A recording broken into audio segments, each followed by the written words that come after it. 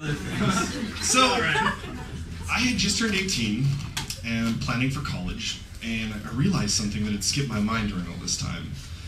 I was going in one of the most dreaded things a man can go into at college, and that was a virgin.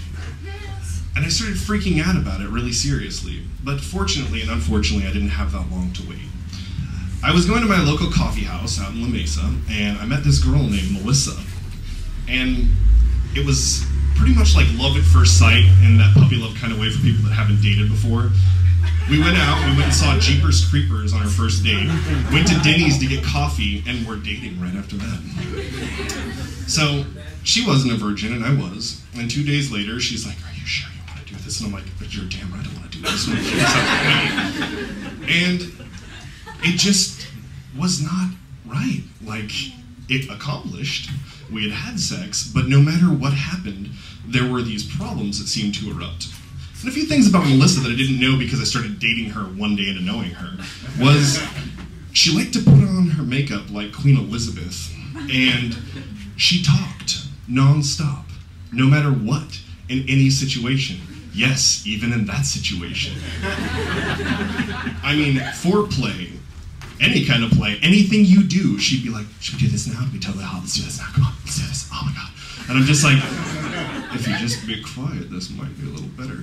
But we'd go hours, and we'd be going at it.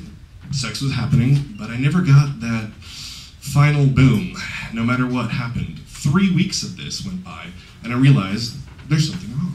So I exited that situation, and it was kind of tragic. My mother loved her, which, thank God, I got out of that situation.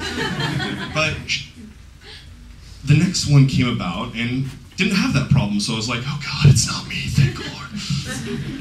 She kind of exited the picture for about 1.5 years. I went back to that same coffee house, and I'm looking at her one night, and she's looking really good. Like, she's doused the makeup a little bit, and you know, she just looks great. So we start talking, and I realized that the next course of event is going to be we're going home together. It's like, so you want to go down to my mom's place and see what happens? And she's like, sure. I'm like, great. So we go back, and I sneak her into the garage.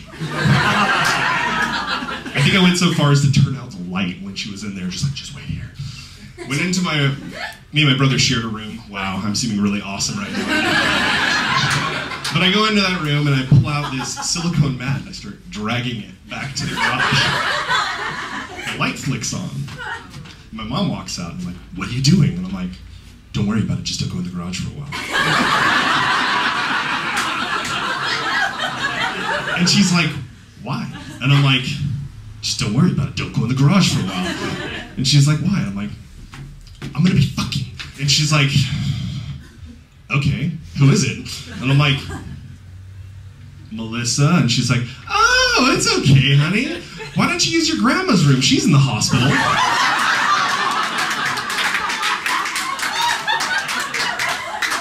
And I kind of sat there and still thought about going to the garage, but I was just like, "Okay, Mom."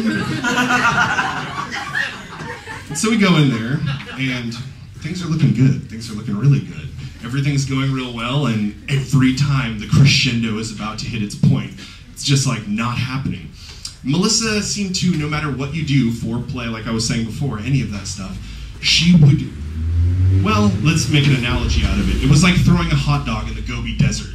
It just would not lubricate.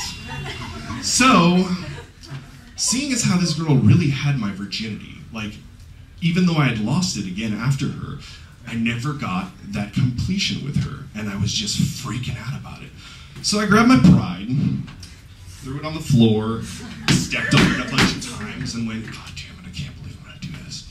And I walk into the room, go knock on my mom's door. She's up, and she opens up the door, and I'm like, "Hey, Mom,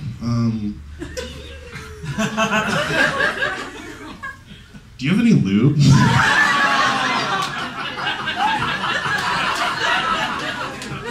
And she's like, "Sure, honey, it's in the cupboards in the day, just go get it."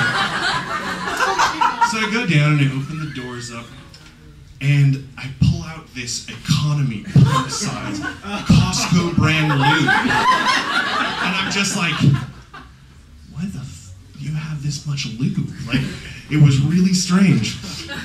And at that point, I'm holding this thing, and I'm walking back to the room, entering there, and I realize that this is just not going to happen. And no matter what I do, we were just never meant to be. And the fact that my mom knows all of these things is one of the most horrible things on the planet, but I guess she can keep that V card because I'll never get it back from there.